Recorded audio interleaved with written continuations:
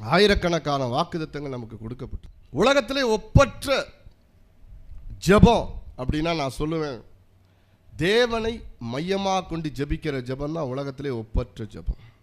Prayers எப்போதுமே God centred, அது தேவனை மையமாக கொண்டு ஜெபிக்கிற ஜெபம் தான் உலகத்திலே ஒப்பற்ற ஜெபம்.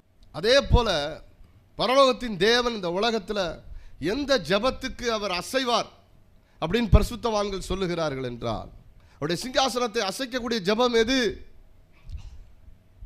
வாக்குத்தத்தத்தை சொல்லி ஜெபிக்கிற ஜெபத்தை கேட்டு கர்த்தருடைய சிங்காசனம் அசையும்.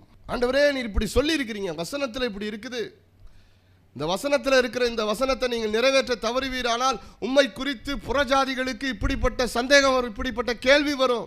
இவர்களை மீட்டு கொண்டு வந்தார் எகிப்திலே, பாதி வழியிலேயே இவர்களை கைவிட்டு போய்விட்டார் என்று எகிப்தியர்கள் உம்மை குறித்து சொல்லுவதற்கு வேதனை உண்டாகும். அவர்களை கொன்று போட்டார் என்று சொல்லுவதற்கு காரணம் வந்துவிடும் என்று மோசே சொல்லுகிறார். வாக்குத்தத்தத்தை சொல்லி யாரெல்லாம் ஜெபிக்கிறாங்களோ அவங்க ஜெபத்தை கர்த்தர் கேட்பார்.